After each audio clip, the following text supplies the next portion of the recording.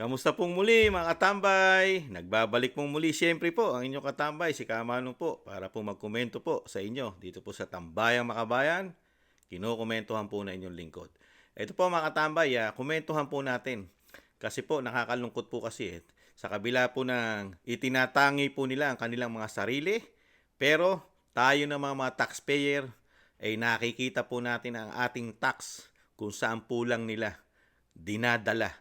Hindi po ito para sa buong Pilipinas. Hindi po ito para sa buong tao o sinasabing mga taxpayer. Hindi po nakikinabang dito halos ang taxpayer, mga tama. Tayo po mga nagtatax, halos wala po tayong pakinabang dito sa sinasabi pong mga serbisyo po na kasama ang ayuda. Ito po, ang ating nagpapakapangulo po yata, ang isang speaker ng Kamara ay talagang sinusuyod po ang mga probinsya po natin at talagang hatid-hatid po ang sinasabing trabaho. Siya na mismo ang nagtatrabaho para po sa Commander-in-Chief, ang isa pong speaker ng Kamara. At bit-bit po ang napakaraming mga politiko na hindi po sila mga buhaya. Nakatulad po ng ating sombrero, hindi po sila buhaya at hindi po sila korap. Dahil po, nakikita naman po natin kung paano po sila humawak ng pondo ng taxpayer. Sikreto po sa mga Pilipino, mga tambay. Dahil po sila, sa sarili nila, malilinis po yata sila sa tingin nila, mga tambay. Ito po, tingnan po natin mga tambay, at namnamin po natin ang pera po natin, ang pera ng taxpayer, namnamin po natin kung paano po ginagawa ng isang politiko o maraming politiko ang pera po ng taxpayer. Tingnan po natin mga katambay. 8 ng mga ahensya ng gobyerno. Mismong si House Speaker Martin Romualdez naman ang naglunsad nito sa ngalan ni Pangulong Ferdinand R. Marcos Jr. At kasama pa niya ang higit kumulang 200 kongresista at binigyang diin nila na sa bagong Pilipinas, walang Pilipinong maiiwan. Ang ngayon ng ating lahat, yun ang utos talaga ng ating mahal na presidente na ibaba ang gobyerno sa taong bayan. Lahat ng mga departamento, lahat ng sanga ng gobyerno na yan dito. Kaya ako, taus-pusang po talagang nagpapasalamat sa iyo, naglilingkod, nagsisilbi. Okay naman yung konting puyat. Basta masaya, basta lipay, basta happy ang mga tiga-Davao. Yun po talaga ang gusto na natin makikita. Ang mga mambabatas naman, kahit ang Mindanao Development Authority, binigyan din ang kahalagahan ng programa. Nakasama na ako, Luzon, Visayas at Mindanao dito sa programa ng mahal na Pangulong Bagong Pilipinas Caravan. Talaga namang napakalaking tulong po mga kababayan ko. Kaya itong ginagawa ngayon ng ating mahal na Pangulo, hindi nating masasabi ito'y pamumulitika eh. Ito ay serbisyo sa tao na dapat ginagawa talaga ng mga naninilbihan sa ating pamahalaan. Shows, this servicio fair shows that what we can achieve this much with a government that works together, a government that is always ready to serve for a common goal, ang makapagbigay ng mabilis at maayos na pamamahala tungo sa isang masaya at maginhawang bagong Pilipinas. Sa Bagong Pilipinas Serbisyo Fair sa Davao City, nagkakahalaga ng 1.2 billion pesos ang ipinamahaging tulong ng gobyerno. Wow. 1 billion dito ay cash assistance at 2 million naman para sa in-kind assistance. Ang mga in-kind assistance ay may medical assistance mula sa Department of Health, meron ding legal assistance mula sa Department of Justice at Department of Migrant Workers, at meron ding tulong ng Department of Agriculture at iba pang ahensya. Ang target Grabe mga katambay, ano? Grabe po ang pera ng taxpayer na gamit po. Talagang billion po. Talagang bit-bit po ng speaker ng Kamara. At sila po ay hindi namumulitika. Ayon po rito sa pinakamagaling di senador na tatakbo po itong muli sa susunod na taon, si Senador Revilla, mga katambay. At napakagaling po rin senador nito. Hindi natin alam mga proyekto nito, mga tambay. At hindi rin po natin alam ang pera natin kung paano po niya nilulustay, ginagamit, mga tambay. At hindi natin nasisilip din po itong magaling na senador na ito ng Cavite kung magkano po ang budget po nito at confidential fund taon-taon. 6 na taon po ito na nagserbisyo. Ni isang Pilipino, wala po yata nakakasilip at walang resibo po ito at walang liquidation mga katambay. At yung kanilang MOEE, nakasarado po ito mga katambay. At hindi po sila basta-basta pwedeng i-audit ng COA, mga katambay. Napaka-special po nito mga taong ito. At isang damukal na mga representative ang kasama, mga katambay. Hindi namumulitika. Hindi po sila namumulitika, mga katambay. Dahil dala-dala po sa Davao, mga katambay. Sa Davao po, dala-dala. Ang hindi mga namumulitika. Sa pangunguna po ng speaker ng Kamara na bit-bit ang bilyong-bilyong pera ng taxpayer para po sa sinasabing serbisyo pair. Di ba? Ang tanong ni Kamanong, bakit po kayo nahandyan? Kung hindi po kayo namumulitika, speaker, nagtatanong lang po si Kamanong. Komento ni Kamanong, kung isa man sa inyo dyan ay hindi namumulitika, katulad po ng isang senador sa Cavite, taga Cavite ka, ang opisina mo ay nasa Senado, bakit ka nahandyan, kasama ka dyan? Kung hindi ka namumulitika, hindi mo trabaho yan. Trabaho mo nasa Senado, magbalangkas ng batas at gumawa kayo ng batas para po masolusyonan nyo ang problema ng mga Pilipino. Lalo po sa kakarampot na sweldo namin at nagmamahalang mga pangangailangan namin, mga obligasyon namin na hindi man lang ninyo masolusyonan, lalo ang mga pagkain. Di po ba? Pero hindi kayo namumulitika. Hiyang-hiya naman tayo rito sa speaker, sa mga representative, lalo rito sa isang senador na hindi namumulitika at proud na proud po. Luzon, Visaya, Mindanao. Napakaganda raw po ng programa ng ating Pangulong Marcos Jr. Ang sinasabing ayuda at serbisyo pair, mga tambay. Lahat po ito'y pinopondohan ng taong bayan. Ni 5, wala po kayong pinopondo dyan. Dahil mismo pati sinusweldo nyo at hindi nyo kinukurap, galing po sa taong bayan. Sweldo nyo, allowance nyo, travel pan nyo, extraordinary nyo, galing sa taxpayer, galing sa taong bayan. At hindi nyo po kinukurap, hindi po kayo mga korap sa pondo ng bayan. Di po ba? Hindi po sila korap. Di po ba? Dahil lahat po ng sinasabi po nila sa Senado at sa Kamara, puro ibang ahensya po ang korap. Dahil sila ay kailanman sa kanilang mga statement, pag sila kinakausap, wala po ni isang korap na representative at wala rin po ni isang senador na korap. Di ba? Pansinin niyo po mga katambay, gada hearing sa Kamara, hearing sa Senado, meron po ba kayo nabalitaan doon na isang congressman, isang representative na korap, na hindi ginagastos at nawawaldas ang kanilang budget, lalo ang confidential pa nila? Di po ba wala? Ganon din sa Senado. Di po ba wala?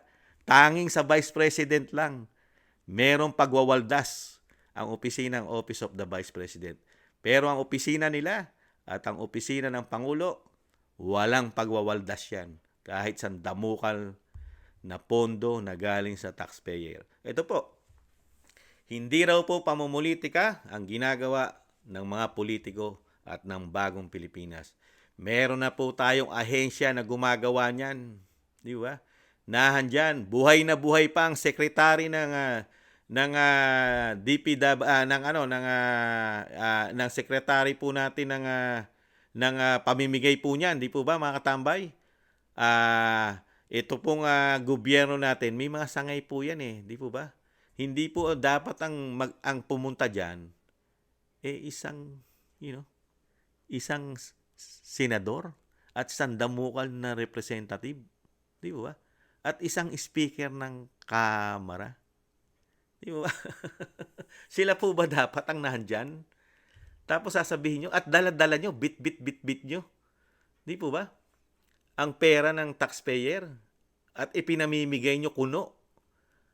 At proud po ang ating speaker na yung trabaho po daw nila, kahit daw po sila, konti lang ang tulog. Basta makapaglingkod at magserbisyo. Hindi kaya, tanong ni Kamanong, dahil konti ang tulog, napakarami naman po na hindi naman po kinukurap at hindi po ninanakaw na pera ng taong bayan. Di ba? Dahil hindi naman po kayo magnanakaw, hindi rin po kayo kurap. Di po ba? Never po kayong maging kurap. Di po ba? Lalo po sa speech po ng ginagawa po sa Kamara at sa Senado at lalo po ang Pangulo. Never na maging magnanakaw at kurap. Di po ba? Dahil mismong mainstream media, walang nakikita po rito na anomalya, korupsyon ang ating gobyerno ng bagong Pilipinas. Di po ba? Dumadaan lang po sa hangin ang balita at wala pong tumututok po dito. Di po ba? Kaya nakakalungkot lang po mga katambay ang nangyayari sa ating bansa. Para po ginagawa po mga bobo at tanga ang mga Pilipino na nalalapit na ang halalan next year. Tapos sasabihin po na isang magiting na isang senador na walang halong pamumulitika ang ginagawa nila. Isang damukal na politiko ang nasa Davao, mahigit 200. 300 po kayo mahigit mga congressman, mga representative. Di konti na lang po yung natitira sa Luzon. Nandiyan na po kayo lahat sa Mindanao. Mahigit kalahati na po. Tapos hindi kayo namumulitika. Kasama ang speaker, halos lahat ng trabaho ng isang pangulo ng bansa kinukuha na po, kinokopo na po ng isang speaker. Nagpapaka-executive na po, mga katambay. Kaya nakakalungkot lang po. Ano po masasabi nyo rito, mga katambay? Isang damukal na pera ng taxpayer, ito po ang solusyon para po sa magandang buhay na sinasabi po ng speaker at ang pinagmamalaki po ng isang senador na napakagandang programa po ng ating gobyerno. Di ba? Dahil nga buhay na buhay pa ang sekretary ng DSWD, di ba? Si Secretary Gatchalian. Trabaho po ng sekretary ng DSWD yan mga programa na yan na hinahatid po. Kasi po pera ng taxpayer yan Hindi po pera ng speaker yan, hindi po pera ng pangulo yan, at hindi po pera ng senador yan at ng mga representative na puro pagmumukha nila ang nahandyan. Di po ba? Pera ng bayan yan. Pero ang inaangat po nila, ang mga sarili nila, ang itinatangi nila, inilulutang nila sa hangin para po sabihin sa mga Pilipino, kami ang gumawa niyan. Kami ang nagdala sa inyo niyan. Mga katambay. Ano po ba dala nila? Di po ba puro bayag lang? Puro bayag at malalaking tiyan lang ang dala nila nung pumunta sila ron? Wala naman silang bit-bit na kayamanan na galing sa bulsa nila. Puro sa bulsa ng taxpayer yun. Di po ba? At never na mention po ang mga Pilipino taxpayer dyan. Ang lagi pong na-mention ang programa ng Pangulo ng Bansa. Hindi po pera man lang na sinasabi. Pera po ninyo ito. Pera po ng taxpayer. Di ba? Pero, naikinabang po ba lahat ng taxpayer dito? No. At syempre po, kailangan din po dito ay syempre magpipill up ka, para may mga membership card po yan, mga tambay. At walang halo pong pamumulitika yan, mga tambay. Ang tanong, syempre, background check ka pa dyan. Pagka sinasabi nga ikaw ay isang taxpayer at hindi ka nakakaluwag-luwag ka sa buhay, baka exempted ka dyan. Hindi ka makakuha ng serbisyo pair at na nga sinasabing ayuda. Pero yung taxpayer ang nagbibigay ng ginagamit nila. Di ba? Nakakalungkot lang. Kaya yung sinasabing pair, hindi nagiging pair po. Hindi nagiging parehas sa mga Pilipino. Nagiging one-sided lang po ang pagtugon sa problema ng mga Pilipino. Ang tinutugunan lang po yung mga band-aid solution. Pag nakuha po itong mga sinasabi nilang bilyong-bilyong hatid sa mga probinsya, bilyon-bilyon po ito. At sinasabi nga ni Kamanong, wala po kayang korupsyon ito, yung mga ayuda, yung mga serbisyo pair na ginagastusan po ng taxpayer na daan-daang milyon. At inaangat mo lang ang ilang politiko, lalo ang isang speaker na parang hinihingal na yatang magsalita sa sobrang laki at sobra yatang kabusugan, ay hirap na po at hinihingal na sa pagsasalita, mga katambay.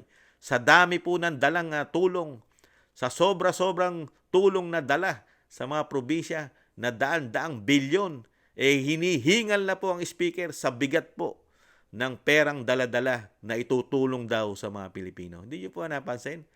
Napakalaki po at sobrang laki ng speaker. Kasing laki po ng dala-dala pong bilyong-bilyong piso na pondo galing sa taxpayer. Kaya po hinihingal po yata ang speaker dahil sa bigat ng dala-dala. Di po ba? Na binibigyan lang po ikakarampot ng mga Pilipino. Hindi po halos lahat ng Pilipino. Saka, nakaagulat po. Talagang ang programa po ng Bagong Pilipinas, hindi ang sinasabing programa na sinasabi ni Vice President Sara Duterte. Tugunan ang talagang problema ng bansa.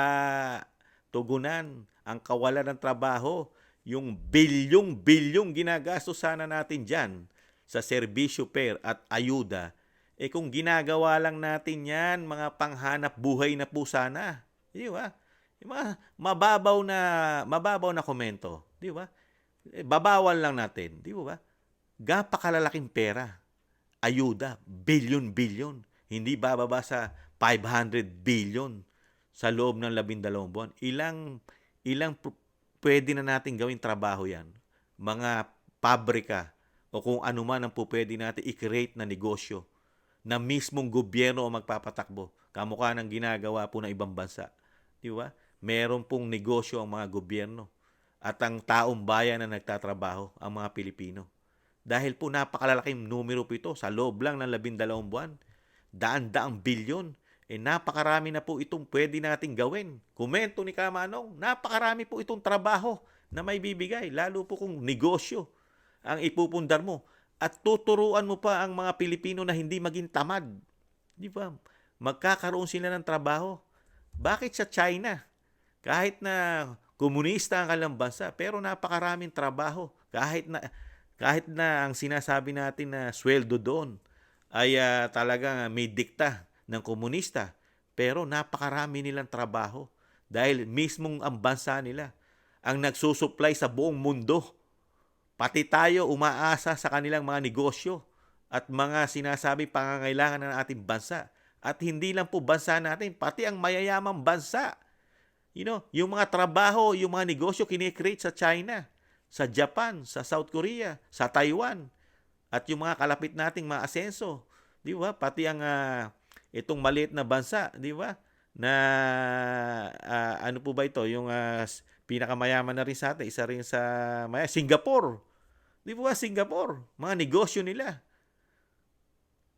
Pero tayo, ang pinupus po natin ng Bagong Pilipinas, puro ayuda, kadiwa, serbisyo per.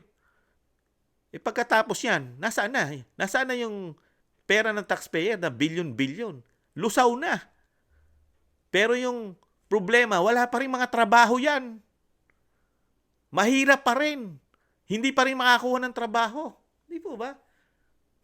Dahil yung ginagawa po na solusyon, pang isang linggo lang yan, mahirap ka pa rin. Di po ba? Wala ka pa rin makakuha ng trabaho dahil walang programa ang bansa. Puro pagwawaldas lang. Komento ni Kamanong, nawawaldas ang pera ng taxpayer na wala tayong kinikreate na trabaho sa mga probinsya. Mismo ang senador na napakagaling, Luzon, Visaya, Mindanao raw ay nalilibot niya. Bakit hindi kayo gumawa ng batas para malagyan ng mga trabaho, mga pabrika, negosyo na pwede rin nating ibenta sa labas ng bansa? Mag-export po tayo. Di ba? I-export po natin yung ating mga produkto na sa atin mismo galing at mga Pilipino ang nagtatrabaho. Di ba? Para mabawasan ang sinasabi inflation. Di ba? At ang bansa natin dire-diretso nagpa-function. Di ba? Hindi naghihirap ang mga Pilipino na kailangan pang lumabas sa bansa para lang mabuhay ang pamilya. Ang solusyon, mag-ibang bansa ka. Pero dito sa ating bansa, nakikita po natin ang mga politiko, nagbibigatan, naglalakihan, hinihingal, di umano, sa laki, sa bigat ng dala-dala nilang pondo ng bayan, mga katambay. Komento ni Kamanong. Muli po si Katambay Manong na nabibigatan. Sobrang bigat po nila, mga katambay. Pag nakikita ni Kamanong ang ating mga politiko, karamihan po mabibigat at hinihingal, mga katambay. Muli po si Katambay Manong, nagpapasalamat po sa nagusto po ng ating maliit na channel, Tambayang Makabayan. Komento po na inyong lingkod sa YouTube at TikTok. Maraming salamat po, mga tambay, sa mga nagla-like, share, and subscribe at sa mga nagko-comment. At syempre po sa muli, ingatan nawa po tayo, mga tambay. Paalam. Bye-bye.